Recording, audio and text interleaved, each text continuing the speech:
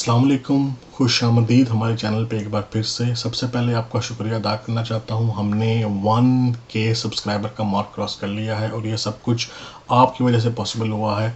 आप हमारी वीडियोस को लाइक करते हैं, शेयर करते हैं, सब्सक्राइब करते हैं। ऐसे ही करते रहिए ताकि हम ये इसी तरह नॉलेज स्प्रेड करते रहें।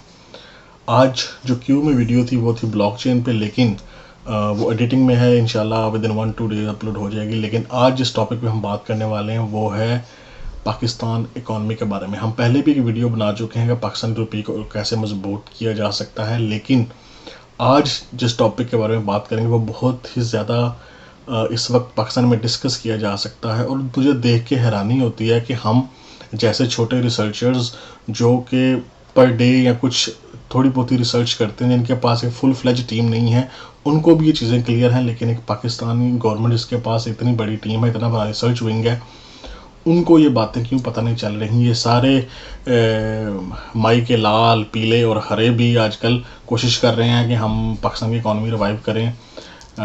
जो ताकतवर हल्के हैं वो लोग आके इकॉनमी के बारे में बात कर रहे हैं, लेकिन कुछ कर नहीं पा रहे। तो मैं एक सिंपल एग्जांपल के ज़रिए टुडे आप सबको बताना चाहता हूँ कि क्या हल पॉसिबल है, क्या ये कर सकते हैं और क्या क्या चीज़ें कहाँ कहाँ ये गलती कर रहे हैं। सबसे पहले इकॉनमी, जाहिर बात है जितना मुल्क की इकॉनमी स्ट्रांग होगी उतना वो मुल्क ग्रो करेगा। हर सेक्टर में, हर साइड पे वो मुल्क तभी ग्रो कर पाएगा। सबसे पहले उसकी इकॉनमी स्ट्रांग होनी चाहिए। आजकल एक प्रोपेगेंडा ये भी किया जा सकता है, किया जा रहा है कि जी इकोनॉमिक हिटमैन की वजह से हमारी इकॉनमी बर्बाद है। इकोनॉमिक हिटमैन तो वहाँ हिट करेगा ना जहाँ उसे पता होगा यार सब कुछ सही जा रहा है। अब मैंने अगर एक्सटर्नल इंटरफेयर करके इकॉनमी बर्बाद ना की तो ये मुल्क तो तरक्की कर जाएगा। लेकिन पाकिस्तान का डिलेमा, या आप इसे कह रहे हैं, अफसोसनाक बात यह है कि अपनी अंदरूनी गलतियों की वजह से ही वो मुल्क डाउन जा रहा है। तो इकोनॉमिक हिटमैन की तो ज़रूरत ही नहीं है। जब आपका मुल्क खुद ही डाउन जा रहा है तो बाहर से हिटमैन कोई क्यों हायर करेगा, जब उसे पता है कि यार ये तो चारपाई पे लेटा हुआ है, आज नहीं तो कल ये तो गया, तो वो हिटमैन पे पैसे क्यों लगाएगा। तो इसलिए ये फिलहाल प्रोपेगेंडा, इसको इग्नोर करें। असल बात जो है कि आपके कौन से फैक्टर्स इस वक्त ध्यान रखना आप है। सबसे पहले आपका करेंसी एक्सचेंज रेट, उसको इस वक्त एक फ्री फ्लोटिंग रेट होता है और एक होता है फिक्स्ड रेट, जिसमें आप किसी करेंसी के साथ पैक कर देते हो अपने आप को, जैसे कि लेट्स सपोज डॉलर।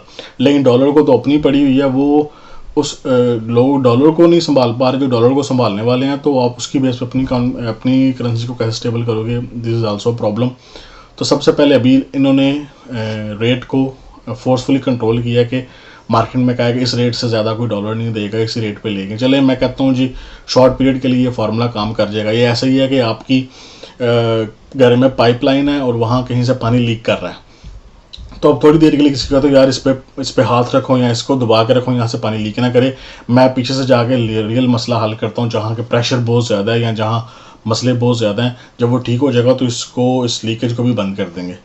लेकिन अगर आप पीछे मसले हल ही ना करो, बंदा वहीं हाथ लग के बैठा रहे, एक टाइम आएगा कि वहाँ प्रेशर इतना बढ़ जाएगा कि जैसे ही वो छोड़ेगा तो हर चीज़ तबाह हो जाएगी, हर तरफ पानी पानी हो जाएगा। तो ये इससे पहले कि सब कुछ पानी पानी हो जाए, इन पॉइंट्स पे गौर करें। सबसे पहली बात तो ये आपने देखना क्या है कि आपका इंटरनल सिस्टम कैसे ठीक होगा। आपने पाकिस्तान में देखा होगा जी मिनिमम वेज सबसे पहले सेट करें। आप ये भी कहा हुआ जी 32,000 रुपये मिनिमम एक बंदे को मिलने चाहिए। सबसे पहले तो 32,000 कोई पता नहीं उन्होंने कैसे कैलकुलेट किया, क्या क्या कौन से लोग हैं इनके पास जो इनको ऐसे मशवरे देते हैं। अभी मैंने एक सिंपल कैलकुलेशन की है जो मैं आपको बताता हूँ, जो कि अगर ये समझ जाएं तो शायद ये भी कुछ ऐसा कर सकें। सबसे पहली बात तो ये है कि आपके करेंसी का रेट ज़्यादा है या नहीं, ये आपको कैसे पता चलेगा। आप सबसे पहले देखें, 3 फैक्टर हैं। मैंने बहुत सारा वेबसाइट्स पढ़ने की कोशिश की, हर जगह से नॉलेज गेन करने की कोशिश की, लेकिन बहुत कॉम्प्लिकेटेड ज़बानों में लिखा हुआ था। तो मैंने सिंपली 3 फैक्टर आइडेंटिफाई किए हैं कि अगर उस पर गौर कर लें तो सब कुछ ठीक हो। पहला आपका एक्सचेंज रिज़र्व। अगर आपके पास एक्सचेंज रिज़र्व ही नहीं है तो आप करेंसी की वैल्यू को बढ़ा नहीं सकते। अब एक्सचेंज रिज़र्व कैसे आएंगे, एक्सपोर्ट करके। आपकी एक्सपोर्ट ही नहीं है तो किसी से कर्जा लोगे, तो ऐसे ही है, कर्जा लो, खा लो, इंपोर्ट करो चीज़ें, खा लो और फिर नई चीज़ें लेने के लिए मज़ीद कर्जा लो। Import base economy long term नहीं चलती। तो मियाँ साहब भी कुछ नहीं कर सकते। मियाँ साहब को भी समझना चाहिए कि अगर मियाँ साहब अब आ भी गए तो वो कुछ नहीं कर सकते। वो हमेशा इंपोर्ट लेड इकॉनमी चलाते हैं और इंपोर्ट लेड इकॉनमी काम नहीं करती। एक्सपोर्ट के लिए इन्होंने IPPs लगाए। IPPs इतनी महंगी बिजली बनाते हैं, सबसे पहले तो आपने महंगी बिजली खरीदनी क्यों, उन्हें कह जी ओपन रेट पे दें हमें, अगर आपकी बिजली किसी को काबिल कबूल हुई वो ले लेगा, नहीं हुई तो वो आपसे नहीं लेगा। जैसे जैसे जैस टेलीनॉर ये सब हैं, जिसको जिसका रेट सही लगता है वो लेता है। बिजली के मामले में ऐसे क्यों नहीं कर सकते, दुनिया में बहुत से मुल्क जैसे कर रहे हैं। हाइडल सबसे सस्ती पड़ती है, सबसे पहले लोगों को वो दें, सोलर उसके बाद। तो ये जहाँ से विंड ये सारी एनर्जी है, पहले ये तो सस्ती बिजली प्रोवाइड करें ताकि फैक्ट्रियाँ चलें, आपकी इंपोर्ट कम हो, एक्सपोर्ट ज़्यादा हो। फिर सबसे तीसरा फैक्टर ये है कि लोकल सप्लाई एंड डिमांड। आप लोकल जो चीज़ बनाते हो कि आपकी लोकल कंज्यूम होती है, अगर वो लोकली कंज्यूम नहीं होती तो एक्सपोर्ट तो बड़ी दूर की बात है। पहले अपना इंटरनल सिस्टम ठीक करो, और इंटरनल सिस्टम ठीक करने के लिए आज मैं ऐसा फार्मूला देने वाला हूँ, अगर ये कोई बंदा समझ के गवर्नमेंट में बैठा हुआ तो वो इकॉनमी को शिफ्ट कर देगा और पाकिस्तानी लोग उसके दीवाने हो जाएंगे। उसको चाहे वो जिस मर्जी पार्टी का ग्रुप हो, वो कहेंगे यार इन्होंने इकॉनमी ठीक कर दी है, यही बंदा सबसे अच्छा है। तो फार्मूला क्या है? फार्मूला सबसे पहले ये है कि आप अपने इर्द गिर्द देखें आपकी जो रिसेंटली जो कंट्रीज ऊपर आई हैं वो कैसे आई हैं। इंडिया लेट्स सपोज, अब इंडिया में इस वक्त मैं देख रहा था एक्सचेंज रेट है 3.7 पाकिस्तानी रुपीज़। इसका मतलब है एक इंडियन रुपया 3.7 पाकिस्तानी रुपया बन जाता है। और वहाँ चीज़ों की प्राइस देखें आप, मैं दो चीज़ें आइडेंटिफाई करता हूँ, शुगर और मिल्क। वहाँ शुगर की प्राइस है इस वक्त 71 रुपये किलो। अब 71 रुपये किलो का मतलब क्या है कि अगर मैं इसे 3 से मल्टीप्लाई करूँ 3.7 से, तो मेरे पास प्राइस आती है ऑलमोस्ट 260-70।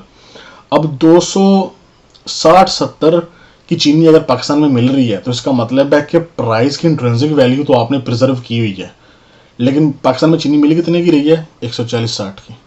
इसका मतलब है कि अंडर वैल्यू है। तो अब आप कहेंगे यार अगर प्राइस बढ़ाऊंगा तो आवाम तो मेरे पीछे और पड़ जाएगी, तो वो खरीदेगी कैसे? उसके लिए आवाम का मिनिमम वेज सेट करें। और ये है सिर्फ चीनी के मामले में नहीं, कोई भी कमोडिटी उठा लें, मैं मिल्क उठा लेता हूँ। इस वक्त इंडिया में 60 रुपये अच्छा मिल्क मिल जाता है लीटर के हिसाब से, और इसको 3 से मल्टीप्लाई करें तो 3.7 से मल्टीप्लाई करें 200-250 के करीब होना चाहिए पाकिस्तान में, लेकिन वो उससे भी कम है। अब आम आदमी तो यही सोचेगा यार सस्ती चीज़ें मिल रही हैं, जुनैद गोरी का पागल हो गया, मुझे कह रहा है कि महंगी चीज़ें बेचो। महंगी चीज़ें बेचनी आपने तब है, पहले आम आदमी की वेज ऊपर करो। वेज कैसे ऊपर करनी है? आपने ये फार्मूला आपने अप्लाई करना है, और इसको आप कुछ ट्रांजिशन में भी अप्लाई कर सकते हो, 1-2-4 हफ्ते 1 महीने के अंदर अंदर। मिनिमम वेज का फार्मूला पहले अपना ठीक करो। वही गलत है, बंदे के पास पैसे ही नहीं है, चीज़ों की प्राइस आप बढ़ाना चाह रहे हो, बढ़ा नहीं सकते। बिलों में आपने डालनी है इनडायरेक्ट टैक्स, वो उसका बैकफायर कर गया फार्मूला। बिलों में इनडायरेक्ट टैक्स डाला है, वो extra tax, additional tax, further tax, वो बैकफायर कर गया। और भाई ऐसे नहीं होता, पहले लोगों को पैसे तो दो कुछ करने के लिए। आसान एग्जाम्पल देने लगा हूँ, आसान एग्जाम्पल, और अगर ये भी इनको समझ ना आए तो पता नहीं इनको क्या समझ आएगा। सबसे पहली बात ये है कि 4 लोगों की फैमिली, 2 माँ बाप और उनके 2 बच्चे, बच्चे 2 ही अच्छे, चलो जी 4 फैमिली हम ये फार्मूला लगा लेते हैं जी, बच्चे 2 ही अच्छे। 4 लोगों का एक ख़ानदान है, वो किराए के घर में रहता है। 20,000 किराया उनके घर का अज्यूम कर लेते हैं, एक फ्लोर में रहता है, 20,000 का फ्लोर मिल जाता है पाकिस्तान में।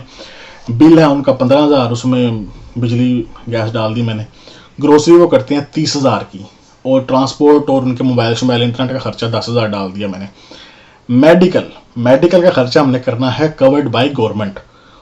आप जितने भी टॉप टियर 1 कंट्री, जितनी भी कंट्री नीचे से ऊपर आई हैं, उन्होंने सबसे पहले अपना मेडिकल हल किया। उन्होंने कहा यार मेडिकल एक ऐसी चीज़ है कि बंदे का मंथली बजट डिस्टर्ब हो जाता है, तो पहले मेडिकल का कोई हल करो। तो सेहत कार्ड आया था, इन्होंने पता नहीं उसका क्या बेड़ागर कर दिया, ये सिस्टम ही नहीं समझते। गवर्नमेंट ये पैसे ऐसे जितने भी मेडिकल इंश्योरेंस हैं इन सबके पैसे एम्प्लॉई से लें। एम्प्लॉय जब सैलरी दे उसकी सैलरी स्लिप में काट दें, मिसाल के तौर पर बंदे की सैलरी है 50,000 या 60,000, इसमें जी 5-10,000 आपका मेडिकल का काट गया, लेकिन इसके बदले में आपके बच्चों को या आपको या आपकी बेगम कोई बीमारी होगी, उसका इलाज हॉस्पिटल में फ्री होगा। सिर्फ उन दवाइयों के पैसे लिए जाएंगे जो कि दवाइयाँ एडिशनल है, मतलब उनके बगैर भी आपको हॉस्पिटल से कुछ बेसिक दवाइयाँ मिलेंगी, वो फ्री मिलनी चाहिए। जो एडिशनल दवाइयाँ जो कि वो बंदा गया मुझे नज़ले की या जुकाम या खांसी की दवाई चाहिए, तो ये तो उसको पैसे दे के लेनी पड़ेगी क्योंकि ये एडिशनल है। लेकिन एक बंदे को लेट्स सपोज ब्लड प्रेशर है, शुगर है, तो इसकी दवाइयाँ, ऐसी बीमारियाँ जिसकी दवाइयाँ मैंडेटरी होती हैं वो फ्री मिलेंगी। या कोई बच्चों की कोई ऐसी बीमारी, बुखार अचानक से आ गया या ऐसी कोई बीमारी, वो गवर्नमेंट की तरफ से। ये मेडिकल सबसे पहले हल करें, तो इसको मेडिकल का खर्चा इसमें हमने नहीं डाला। एजुकेशन 10,000 हमने अज्यूम किया है कि 10,000 में 2 बच्चे पढ़ सकते हैं स्कूल में ईजिली। ये मैंने काफ़ी ज़्यादा रखा है कि प्राइवेट स्कूल में भी स्कूल सिस्टम कैसे ठीक करना है ना, मैं उसके पे हमें कल एक वीडियो बनाएंगे। ये एक वीडियो में सब कुछ डाल दिया तो पहले ही मेरे ख्याल से वीडियो काफ़ी लेंथी हो रही है, तो इसको वाइंड अप करते हैं। तो ये जब जो मैंने सारी प्राइस बताई इस हिसाब से एक बंदे की, एक 4 लोगों की फैमिली जिसमें 2 बच्चे 2 माँ बाप, बन रहा है 85,000, यानी 85,000 रुपया उस बंदे की मंथली इनकम होगी तो उसका घर चलेगा। ठीक है, उस बंदे की। ठीक है, अब मैं ज्यूम करता हूँ 85,000 को जब आप कन्वर्ट करोगे पर आवर के हिसाब से, हम ज्यूम करते हैं कि एक महीने में काम करते हैं 160 घंटे। पहले तो महीने के घंटे अपने डिसाइड करें। आज तक पाकिस्तान में यही नहीं डिसाइड हो सका कि महीने में 160 घंटे काम करना है, कि हफ्ते को भी काम करना है, संडे को भी काम करना है। यार तुम आज तक यही नहीं डिसाइड कर सके तुमने करना क्या। 160 घंटे फिक्स करते हैं कि आप मंडे से फ्राइडे तक काम करेंगे, 2 दिन छुट्टी होगी। उसमें आप जो कमाई किया आपने वो खर्च करें, रिलैक्स करें, अपनी सेहत बेहतर करें। तो 160 घंटे के हिसाब से वो बनता है जनाब, अगर आप इसको डिवाइड करें 85,000 को 160 पे तो वो 500 समथिंग बनता है। लेकिन इसमें मैं 10,000 एक्स्ट्रा डाल रहा हूँ कि जो मेडिकल एम्प्लॉय देगा, तो इसका मतलब है 95,000 को 160 पे डिवाइड करें तो बनता है 593 रुपये पर आवर मिनिमम एक बंदे को मिलने चाहिए। अब आप कहेंगे यार एम्प्लॉय इतने पैसे कहाँ से दे, वो जो इतने कमा ही नहीं रहा। तो भाई वो मेरे इसलिए नहीं कमा पा रहा कि पाकिस्तान में जो फैक्ट्रियाँ लगती हैं ना, वो लूडो, जैसे लोग लूडो नहीं खेलते, ओ 5 आ गया, ओ 4 आ गया, ओ 6 आ गया, ऐसे लगती हैं फैक्ट्रियाँ। लोग स्टडी नहीं करते। 100 में से 2 फैक्ट्रियाँ या 3 फैक्ट्रियाँ ऐसी होंगी जो कि proper calculation, proper business plan, proper model के साथ लगती हैं। बाकी सारी ऐसे ही हैं कि किसी ने अन्ना पैसा ब्लैक मनी कमाया हुआ, उसको वाइट करना क्या तरीका है, फैक्ट्री लगा दो जी, 10 की चीज़ बेचो, 20 की बेचो, 50 की बेचो, जो भी बिक के आना है वो वाइट ही हुई है ना मनी। पाकिस्तान में ये काम बहुत है, सबसे पहले इस पे काबू पाएं। और जो फैक्ट्री लगती है, जो बंदा लगाता है वो कि यार मिसाल के तौर पे मेरे पास मेरी जो कमाई है, मेरी जो मनी सर्कुलेशन है, मैंने इसको 100 हिस्सों में डिवाइड करना है 100%। तो मिसाल के तौर पे उसके बाद 50 एम्प्लॉई हैं, ठीक है, 50 लोग काम करते हैं। तो इसका मतलब यह है कि उसने अब 95,000 या 1 लाख तनख्वाह देनी है। तो इसका मतलब है 1 लाख के हिसाब से उसके 50 लाख तो तनख्वाह चलेगी महीने की, 50 लाख तनख्वाह चलेगी।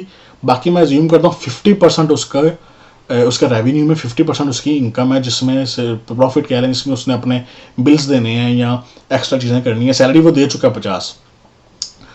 50% से वो अपनी रेवेन्यू की सैलरी दे चुका है। बाकी सारे पैसे उसने बाकी चीज़ों में एडजस्ट करने, अपनी ग्रोथ पे, अपनी रिसर्च पे, इन सब चीज़ों पे, अपनी मशीनरी इंपोर्ट करनी है, उसने नई एडवांस करनी। तो वो क्या इतने पैसे कमा रहा है? अगर वो इतनी प्रोडक्शन के हिसाब से नहीं कमा रहा तो उसको अपने आप को पहले अपडेट करना चाहिए, अपनी बेसिक इन्वेस्टमेंट को ही उस लेवल पे लेके आना चाहिए कि वो किसी बंदे को 95,000 या लाख रुपए सैलरी दे सके। अगर वैसा नहीं कर पा रहा तो उसका बिजनेस फ्लॉड है। हाँ, थोड़े बहुत नंबर आप ऊपर नीचे कर सकते हो, चलो जी 85 नहीं तो 80 कर लो, 75 कर लो, लेकिन आप 85 को 32 नहीं बना सकते, ऐसे नहीं होता यार। कुछ होश करो। कोई सिंपल मैं बच्चों की स्कूल वाली मैथ से आपको समझा रहा हूँ कि मैंने 95,000 को 160 पे डिवाइड किया तो 593 आंसर आ गया। ये बच्चों की मैथ है यार, इससे अपना सिस्टम ठीक कर लो। तो इस तरह वो फैक्ट्री वाला या वो बिजनेसमैन बंदे को सैलरी देगा। अगर वैसे नहीं कर रहा तो आप ट्रैक एंड ट्रेस पूरी उसकी लेजर देखें कि वो कितना रॉ मटेरियल खरीद रहा है, कितनी चीज़ें उसने बेची हैं। कहीं ये फेक कंपनी तो नहीं है, कहीं ये मनी लॉन्ड्रिंग की कंपनी तो नहीं है, कहीं ये अपना ब्लैक मनी वाइट तो नहीं कर रही, ये बिजनेस ही नहीं कर रही। जब बिजनेस ही नहीं कर रही तो ठीक है, बर्बाद हो जाए, हमें क्या लगे। हमें सिर्फ उन कंपनीज को सपोर्ट करना है जो कि ट्रू बिजनेस कर रही हैं, और जो पाकिस्तान में बहुत कम ना होने के बराबर। ठीक है, तो सबसे पहले ये आइडेंटिफाई करें और इस तरह जाने दें ताकि वो बंदों की सैलरियाँ ज़्यादा करें। जब वो बंदों की सैलरियाँ ज़्यादा करेंगे फिर वो महंगी चीज़ भी, तब आप दूध 200 रुपये लीटर भी बेचोगे, 250 लीटर बेचोगे, बंदे लेंगे। जब आप चीनी 200, 250, 300 की बेचोगे, लोग लेंगे। जब इसी की सैलरी जिस बंदे की लाख रुपया होगी तो वो पैसे देगा। ये चीज़ सबसे पहले ठीक करो। ये मैंने सिंपल एग्जांपल से आपको साथ बताया है, इस पे खुदारा इस पे। और अगर आपको अभी भी समझ नहीं आई तो वो बेचारा शबर जैदी आए दिन जगह जगह पे बता रहा होता है, उसने पूरी पाइपलाइन बताई है कि आपने टैक्स का निज़ाम कैसे ठीक करना है। ट्रैक एंड ट्रेस लेके आओ, कोई चीज़ बंदे किसी की फैक्ट्री से निकली है, आपको ऐसे पता चल जाएगा इसने कितनी चीज़ें बेची हैं और कहाँ ये सरकार को धोखा देने की कोशिश कर रहा है। लेकिन अगर आपकी नीयत हो, अगर नीयत ही नहीं है तो फिर क्या कर सकते हैं। इस तरह POS पे आप लोगों को पकड़ सकते हो कि इसने कहाँ से माल उठाया है, कितने का उठाया है, कितना सरकार को टैक्स दिया है, कितना इसमें से प्रॉफिट लिया, अपनी एम्प्लॉइज़ को पैसे कितने दे रहा है। Everything can be in check and balance. नीयत लेके आओ सबसे पहले, और लोगों की वेज ऐसे ऊपर करो पर आवर के हिसाब से। अपना पहले हिसाब किताब, अपने फार्मूले ठीक करो। दुनिया में कोई कंट्री ऐसी नहीं है जिसने अपने फार्मूले ठीक नहीं किए और उसने तरक्की की हो। तो हम उम्मीद करते हैं कि हमारी बात कोई तो बंदा ऐसा सुनेगा जो पावर में है और मुल्क के हालात बेहतर करने का। अगर किसी को बात सही लगी हो तो इसमें से गुड पॉइंट्स नोट करें और इस पर अमल करें। हमने कुछ गलत कहा हो तो कमेंट्स में बताएं जी ये बात आपका कॉन्सेप्ट ही ठीक नहीं है। और वीडियो को लाइक सब्सक्राइब करें इसी तरह, ताकि हम ऐसी वीडियोस बनाते रहें। शुक्रिया।